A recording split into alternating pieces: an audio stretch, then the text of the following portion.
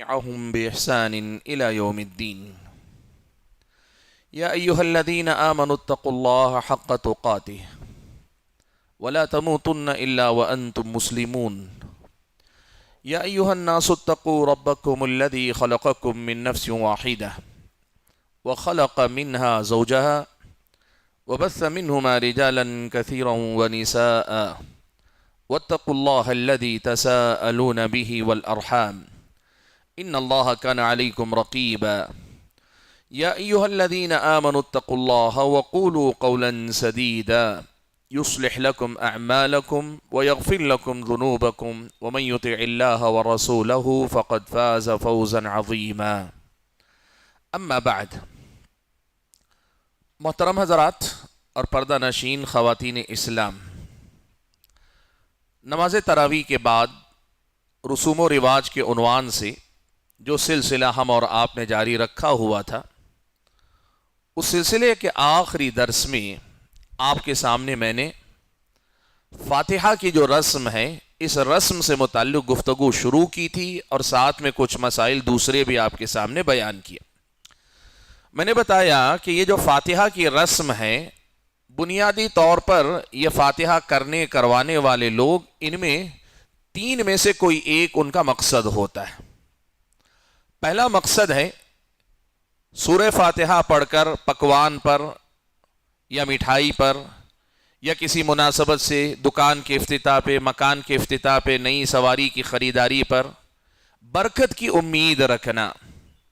میں نے بتایا یہ جو شکل ہے برکت کے حاصل کرنے کی غیر شرعی شکل ہے. اللہ کے نبی صلی اللہ علیہ وسلم نے قرآن سے برکت کے حاصل کرنے کا ایسا کوئی طریقہ نہیں سکھایا. قرآن سے برکت حاصل کرنے کا طریقہ اس پر ایمان لانا، اس کی تلاوت کرنا، اس کو حفظ کرنا، اس پر عمل کرنا، یہاں سے برکت آتی ہے. قرآن کی آیتیں پڑھ کر اگر کوئی آدمی کسی کھانے پہ دم کر لے، خاص طور پہ سورہ فاتحہ، یہ اللہ کے نبی نے نہیں سکھایا. برکت کے حاصل کرنے کا یہ غلط طریقہ، یہ بدعت ہے. دوسری قسم کی فاتحہ میں نے بتایا، یا دوسرا مقصد فاتحہ دلانے کروانے والوں کا، وہ ہوتا ہے ایصال ثواب پہنچانا. کسی بھی انتقال کر گئے شخص کو ثواب پہنچانا. اپنے والد والدہ کسی کی قبر کی زیارت پر کر گئے تو قبر کے پاس کھڑے ہو کر فاتحہ پڑھنا کہ ان کو وہ فاتحہ پڑھ کر ہم نے بخش دی. یہ جو شکل ہے فاتحہ کی، میں نے آپ کو بتایا کہ ایصال ثواب کا یہ طریقہ بھی ثابت نہیں. بدنی عبادتوں میں، یعنی انسان اپنے جسم سے جو عبادت کرتا ہے، چاہے منہ سے پڑھنا ہو، ہاتھ پیر سے کچھ کرنا ہو، جو بدنی عبادتیں ہیں، بدنی عبادتوں میں صرف دو عبادتوں کا تذکرہ. ایک تو حج بیت اللہ، عمرہ اس میں شامل ہے. حج بیت اللہ میت کی طرف سے کیا جا سکتا ہے، فرض ہو نفل حج ہو میت کی طرف سے کیا جا سکتا ہے. اللہ کے نبی صلی اللہ علیہ وسلم سے اس کا ثبوت ملتا ہے. اور دوسری چیز، کوئی انتقال کر گیا ہو اور اس کے اوپر نظر مانا ہوا تھا اور فرض روزے، اس کے نظر کے روزے اس پہ باقی تھے، اور بعض اہل علم نے کہا کہ نہیں، فرض روزے بھی جتنے ان کو ملے ان کی زندگی میں اور وہ قضا نہ کر سکے، اس سے پہلے انتقال کر گئے، ان کے وارثین ان کی طرف سے روزہ رکھ سکتے ہیں. جبکہ بعض اہل علم نے کہا نہیں، یہ فرض روزے بھی قضا نہیں کر سکتے، فدیہ دے دینا پڑے گا، صرف نظر کے روزوں کی قضا ہو سکتی ہے. لیکن بہرحال گنجائش کتنی ہو سکتی اس پہ بات کریں تو فرض روزوں کو بھی کئی اہل علم نے شامل کیا. کہا اللہ کے نبی کے الفاظ عام ہیں کہ جو اس حال میں انتقال کر جائے کہ اس پر روزے فرض تھے، چاہے اس نے نظر مان کے اپنے اوپر فرض کیے ہوں یا اس پر رمضان کے روزے فرض تھے ادا نہ کر سکا ہو، ایسے روزے دار کے روزے بعد میں اس کے وارثین رکھ کر اس کا حق ادا کر سکتے ہیں. یہ دو روزے، یہ دو بدنی عبادت، ان سے ہٹ کر اپنی عبادت کسی اور کو بخش دینا، جیسے قرآن میں پڑھوں ثواب کسی اور کو مل جائے، فاتحہ میں پڑھوں ثواب کسی اور کو مل جائے، راجح قول کے مطابق اس کی کوئی دلیل شریعت مطہرہ میں نہیں. بدنی عبادتوں کو عام معنی میں لے کر ایصال ثواب کے لیے فاتحہ پڑھنے پڑھانے کی بات کرنا، یہ بھی درست نہیں. میں نے درس کے اختتام پہ آپ کو بتایا تھا کہ تیسری جو وجہ فاتحہ دلانے والوں کے سامنے، تیسری ایک بڑی اہم وجہ ہوتی ہے، ہو سکتا ہے اس طبقے کے علماء کہیں نہیں ہمارا یہ مقصد نہیں ہوتا، لیکن عوام الناس میں کی ایک بڑی تعداد اسی مقصد کو پیش نظر رکھ کر فاتحہ کرتی ہے۔ وہ کیا ہے؟ دیکھیے، یہ فاتحہ جب اپنے والدین کے بجائے کسی بزرگ کے مزار پہ جا کے کرتے ہیں لوگ، کسی زندہ یا انتقال کر گئے شخص جن کو وہ ولی مانتے ہیں ان کے مزار پہ جا کر اگر کرتے ہیں، یا کسی شہید کی قبر پر یا نبی علیہ الصلوۃ والسلام کی قبر پہ جا کے فاتحہ پڑھتے ہیں، تو اب کیا ہوگا؟ ظاہر بات ہے، یا تو بنیادی مقصد یہ ہونا چاہیے کہ ہم فاتحہ پڑھ رہے ہیں ان کو ثواب پہنچائیں گے۔ اگر اس مقصد سے کرتے ہیں اولیاء کو، انبیاء کو، تو جیسے میں نے کہا ایصال ثواب ہی کی شکل ہوگی، اور یہ جائز نہیں ہے اس لیے کہ اس کی کوئی دلیل نہیں ہے۔ لیکن مزاروں پر جانے والے یا انبیاء علیہ الصلوۃ والسلام یا پیارے نبی صلی اللہ علیہ وسلم کی قبر کے پاس جانے والے حضرات جو فاتحہ پڑھتے ہیں، کئی بار ان کو اس کا احساس نہیں ہوتا کہ وہ انبیاء کو یا شہداء کو یا اولیاء کو ثواب پہنچا رہے ہیں، بلکہ ان کی نیت کئی بار ایسی ہوتی ہے جیسے کسی بت کے سامنے جانے والا نذرانہ چڑھاتا ہے۔ کیوں نذرانہ چڑھاتا ہے؟ تاکہ وہ خوش ہو جائے اور وہ خوش ہو کر میری مدد کر دے۔ اگر اس نیت سے کوئی بندہ، کوئی مسلمان سورہ فاتحہ پڑھ کر ولی کے نام پر، ان کے مزار پر، ان کے مقام پر جا کر فاتحہ پڑھتا ہے، اور اس کا مقصد یہ ہے کہ یہ وہ خوش ہو جائیں اور خوش ہو کر میرے کام آئیں، میرے سفارشی بن جائیں، اور بسا اوقات اس میں لوگ حد سے آگے بھی نکل جاتے ہیں۔ لوگ یہ عقیدہ بھی رکھتے ہیں کہ صاحب مزار، قبر والے اولاد دیتے ہیں، بیماری کی شفا دیتے ہیں، تجارت میں نفع دیتے ہیں، نقصان سے روکتے ہیں، وغیرہ وغیرہ۔ یہ سب عقیدے رکھ کر اگر مزار کے لیے کرتا ہے تو کئی بار ایسا ہے کہ یہ شرک کے درجے میں داخل ہو جائے گی۔ یہ فاتحہ پھر بدعت نہیں ہوگی، اگر ایسے کرے تو یہ شرک کے دائرے میں داخل ہو جائے گی۔ میں نے جیسے کہا نا کہ اس طبقے سے وابستہ علماء یہ کہہ سکتے ہیں کہ ہم نے تو کبھی ایسے کہا نہیں، ہم اس مقصد سے کرتے نہیں، ہم تو ایصال ثواب کے لیے کرتے ہیں۔ ہو سکتا ہے آپ علماء میں سے کوئی اس نیت سے نہ بھی کرتا ہو، اگر مان لیں، لیکن کیا عوام الناس ساری کی ساری جو جاتی ہے وہ اس نیت سے جاتی ہے میں جا رہا ہوں تاکہ جو صاحب مزار ہیں ان کے ثواب میں اضافے کے لیے میں اپنی طرف سے کچھ آیات پڑھ کر بخش دوں گا؟ نہیں، عوام تو اس ذہن کے ساتھ جاتی ہے ہم دینے نہیں جا رہے ہیں، ہم لینے جا رہے ہیں۔ عوام تو یہ سوچ کر جاتی ہے ہم ان کو کیا دے سکتے ہیں، وہ ہمیں دینے والے ہیں۔ اس سوچ کے ساتھ جا کر نذرانے چڑھانے والے یا سورہ فاتحہ پڑھ کر بخشنے والوں کا عمل کس طرح جو ہے وہ ایصال ثواب کے درجے میں رہ جائے گا، یہ سوچ سمجھ کر بات کرنی چاہیے۔ حاضرین گرامی قدر، میں ایک بات آپ کے سامنے بتانا چاہوں گا۔ اب یہ جو پیر جو بھی ہیں، ولی جو بھی ہیں، یا جو بھی بزرگ شخصیتیں، ان کے نام کی فاتحہ آدمی اب گھروں پہ کرتا ہے۔ شیخ عبد القادر جیلانی کے نام کی فاتحہ اپنے گھر پہ رکھتا ہے، اپنی بستی میں رکھتا ہے، اپنے مقام پہ رکھتا ہے، کاروبار میں اپنے دکان میں کرواتا ہے۔ وہ کیسے؟ جیسے آپ جانتے ہیں کوئی آدمی اللہ تعالیٰ کی طرف تقرب اختیار کرتا ہے، اللہ کی راہ میں صدقہ دے کر، اللہ کی راہ میں خرچ کر کے اللہ تعالیٰ کا تقرب حاصل کرنا چاہتا ہے، لگ بھگ یہی شکل کسی پیر کے نام کی فاتحہ گھر میں برکت کے لیے، کسی پیر کے نام کی فاتحہ دکان میں برکت کے لیے، کسی پیر کے نام کی فاتحہ نکاح میں برکت کے لیے، کسی پیر کے نام کی فاتحہ سفر میں جانے سے پہلے سفر میں حفاظت کے لیے۔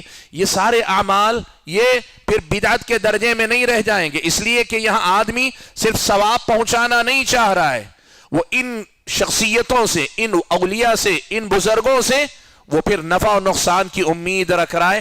اب یہ فاتحہ صرف فاتحہ نہیں رہ گئی، یہ کھلے قسم کے شرک میں داخل ہو رہی ہے، یہ کھلے قسم کے شرک میں داخل ہو رہی ہے۔ اور آج ہمارے اور آپ کے سماج میں اس قسم کی فاتحہ کرنے والے لوگوں کی ایک بڑی تعداد آپ کو مل جائے گی، بڑی تعداد آپ کو مل جائے گی۔ اور یہاں ایک بات اور میں بتانا چاہوں گا، غیر مسلموں کے ہاں رہتے ہوئے، غیر مسلموں کے درمیان رہتے ہوئے، جیسے غیر مسلم اپنے معبودوں یا اپنے بتوں یا جن کی بھی وہ پوجا کرتے ہیں ان کے نام پہ نذرانے چڑھاتے ہیں، اور نذرانے چڑھا کر بہت ساری چیزوں کی امید رکھتے ہیں، اس کے ہوتے ہوئے آپ اور ہم یہ توقع نہ کریں کہ یہاں کی عوام، خاص طور پہ جو جاہل قسم کی عوام ہے، وہ عوام ان بزرگوں کے نام پہ ثواب پہنچانے، ایصال ثواب کرنے کے لیے سب کچھ کرتی ہے. نہیں، یہ باقاعدہ ان سے اجر کی امید رکھ کر کرتے ہیں. اچھا، یہاں ایک بات اور میں آپ کے سامنے بتا دیتا ہوں. ابھی میں نے کہا پیر کے نام کی فاتحہ، فلاں مزار پہ جا کے فاتحہ. قرآن میں اللہ تعالیٰ نے جو چیزیں اللہ نے حرام کی ہیں، جن چیزوں کو اللہ نے حرام قرار دیا، اس میں سے ایک چیز اللہ تعالیٰ نے بیان کی، یعنی جو جانور حرام ہیں اللہ تعالیٰ نے ان میں کہا حرمت علیکم المیتۃ والدم، مردہ حلال ہے، خون حرام ہے، بہت گناتے گناتے اللہ نے کہا وما اہل بہ لغیر اللہ، اور جس پر غیر اللہ کا نام لیا جائے، جس پر غیر اللہ کا نام لیا جائے. اب یہاں مسئلے کو آپ سمجھیے. مفسرین نے کہا وہ جانور جو غیر اللہ کو خوش کرنے کے لیے ذبح کیا جائے، گرچہ اس پہ اللہ تعالیٰ کا نام لیا جاتا ہو. جیسے لوگ کہتے ہیں نا کہ فلاں پیر کے نام کا بکرا، فلاں ان کے نام کا بکرا، گرچہ اللہ کا نام لے کر ذبح کیا جاتا ہو، ان کا نام نہ لیا جاتا ہو، لیکن ان کے لیے کیا جاتا ہو، ان کو خوش کرنے، ان کو راضی کرنے، ان کو اپنے حق میں نفع و نقصان پر آمادہ کرنے، اس مقصد سے کیا جاتا ہو. وما اہل بہ لغیر اللہ، یہ اس میں داخل ہے. اور بعض مفسرین نے کہا وہ جس پر غیر اللہ کا نام لیا جائے، غیر اللہ کا نام لیا جائے، گرچہ کھلاتا فقیروں کو ہے، مسکینوں کو ہے، مزار کے پاس جا کر فقیر و مسکین کو کھلاتا ہے، تبرک عام لوگوں میں بانٹتا ہے، لیکن اس پہ نام کس کا لیتا ہے؟ اللہ کے نام کے بجائے یا اللہ کے نام کے ساتھ غیر اللہ کا نام لیتا ہے، کسی بت کا یا پھر کسی پیر کا، فقیر کا. یہ جو نام لینا ہے یہ تعظیم کی وہ قسم ہے جو صرف اللہ تعالیٰ کا حق ہے. اگر کوئی آدمی یہ غیر اللہ کا نام لیتا ہے تو یہ شرک کرتا ہے. یہ دونوں تفصیل آپ سامنے رکھیں اور اس کو لے کر آئیں. فاتحہ پہ ہم اس کو جو ہے سمجھتے ہیں. اب ایک آدمی فاتحہ دلا رہا ہے. ہمارے ہاں فاتحہ صرف سورہ فاتحہ پڑھنے کو نہیں کہتے، وہ صرف قبروں پہ پڑھی جاتی ہے. ہمارے ہاں فاتحہ یہ ہے کچھ مٹھائی، کوئی نذرانہ، کوئی چیز رکھ کر اس پر فاتحہ ہوتی ہے. اب اگر یہ فاتحہ ویسی ہی ہے کہ یہ ان کے نام کا چڑھاوا ہے، ان کے نام کا نذرانہ ہے، تو یہ وہی ہے جسے اللہ نے وما اہل بہ لغیر اللہ کہا. یہ حرام ہے، یہ غیر اللہ کے نام کا کھانا ہے. اسلامی شریعت کی نظر میں ایسی چیز کا کھانا حرام اور ناجائز ہے. وما اہل بہ لغیر اللہ کی پہلی تفسیر میں وہ جانور جو اللہ تعالیٰ کے نام پر یا اللہ کے لیے نہیں، کسی بت کے لیے ذبح کیا گیا، ایسے ہی کسی پیر فقیر کے لیے، اور لیے کا مطلب ایصال ثواب کے لیے نہیں، ان سے کچھ نفع و نقصان کی امید میں ان کی تعظیم کے لیے ذبح کیا جائے تو یہ پھر شرک اکبر ہے. اور جو جانور ذبح کیا جاتا ہے یا جس چیز پر اس قسم کی فاتحہ ہوتی ہے وہ شرک اکبر کے دائرے میں ہے اور وہ چیز حرام ہے اس کا کھانا. اور اگر ایک آدمی اس پر وہ غیر اللہ کے لیے نہیں کرتا بلکہ غیر اللہ کا نام لیتا ہے، اللہ کا نام لے کر بسم اللہ کا نام، بسم اللہ، اللہ کے نام سے کھانے کی جو دعوت دیتا ہے وہ نہ کر کے آدمی یہ کر رہا ہے کہ فلاں پیر کے نام سے لو میں یہ کھلا رہا ہوں کھاؤ، تو پھر یہ تعظیم کا وہ مقام ہے جسے شرک کہا گیا، وہ بھی کھانا انسان کے لیے حرام اور ناجائز ہوگا. تو کہنا یہ ہے کہ جسے فاتحہ کہتے ہیں، یہ فاتحہ کوئی ایک رسم نہیں، ایک رسم میں کئی رسمیں ہیں اس کے اندر، ایک رسم میں کئی پہلو ہیں اس کے اندر. ایک ہے برکت کے لیے پڑھنا، برکت قرآن میں اللہ نے رکھی ہے لیکن اس کے حاصل کرنے کا یہ طریقہ نہیں. دوسرا ایصال ثواب کے لیے کرنا، بدنی عبادت قرآن کی خوانی کر کے سورہ فاتحہ پڑھ کے کسی زندہ یا مردہ کو آپ بخش نہیں سکتے، اس کی کوئی دلیل نہیں. اور تیسرا جو آج میں نے بتایا کہ یہ فاتحہ صرف فاتحہ نہیں رہ جاتی، خاص طور پہ جب بزرگوں، نیک لوگوں یا مزارات یا انبیاء ان کی قبروں کے پاس جا کر آدمی کرتا ہے تو کئی بار اس کی حیثیت ایک نذرانے کی ہوتی ہے جو وہ صاحب قبر کو پیش کر رہا ہے تاکہ صاحب قبر اس سے خوش ہو جائے. اور یہ اسلامی شریعت کی نظر میں شرک کا درجہ ہے. اور عوام الناس اپنے گھر میں یا قبرستان میں پڑھ لیتے ہو تو ہو سکتا ہے ایصال ثواب یا برکت کے لیے پڑھتے ہو، لیکن قبرستان میں جا کر بڑے بڑے پیروں یا پھر جن کو اولیاء سمجھتے ہیں ان کے قبروں پہ جا کر جو لوگ اس قسم کی فاتحہ دلاتے ہیں وہ عام طور پر اس معنی میں نہیں دلاتے، وہ یہی نذرانے والی فاتحہ ہوتی ہے، اور یہ اسلامی شریعت کی نظر میں کرنے والے کو مشرک بناتی ہے، اور جس چیز پہ کی جاتی ہے، جس چیز کے ذریعے کی جاتی ہے، اس چیز کو حرام اور ناجائز بنا دیتی ہے۔ تو حاضرین گرامی قدر، فاتحہ کے سلسلے میں یہ کچھ تفصیلات تھی فاتحہ کے رسم کے سلسلے میں۔ گزشتہ درس میں فاتحہ کے ساتھ ضمناً کئی رسموں کا ذکر آ گیا، لیکن بنیادی طور پر فاتحہ کی یہ 3 قسمیں جو ہمارے اور آپ کے سماج میں رائج ہیں، اور ان میں سے ہر ایک کا حکم ہمیں معلوم ہوا۔ اسی لیے یاد رکھیے، فاتحہ، سورہ فاتحہ قرآن کا حصہ ہے، لیکن جو رواج ہمارے سماج میں فاتحہ کا ہے، یہ یا تو بدعت ہے یا شرک کے درجے میں، اور دونوں کے دونوں غلط ہیں، دونوں کے دونوں گمراہی ہیں۔ لہٰذا نہ کوئی مسلمان فاتحہ دلا سکتا ہے، نہ جس جگہ فاتحہ دلائی جا رہی ہے وہاں شریک رہ سکتا ہے، اور نہ فاتحہ دلا کر جو تبرک بانٹا جاتا ہے، جو مختلف چیزیں مٹھائی بانٹی جاتی ہے، اس کو کھانا ہی مسلمان کے لیے جائز ہو سکتا ہے۔ آدمی کو سمجھنا چاہیے کہ فاتحہ کی یہ رسم لوگوں کی غلط فہمی کا ایک رواج ہے جو چل پڑا ہے، اسلامی شریعت کی حقیقی تعلیمات سے ان کا کچھ لینا دینا نہیں ہے۔ تو آج کے درس میں ہم لوگ فاتحہ کے مسائل پر اپنے آپ کو روک لیتے ہیں۔ کل انشاءاللہ ایک اور مسئلہ جو اسی سے جڑا، فاتحہ وغیرہ سے جڑا مسئلہ ہے، کل اس مسئلے پر انشاءاللہ ذرا تفصیل سے ہم گفتگو کریں گے۔ واللہ تعالی اعلم، وسبحانک اللہم وبحمدک، اشہد ان لا الہ الا انت، استغفرک واتوب الیک، والسلام علیکم ورحمۃ اللہ وبرکاتہ۔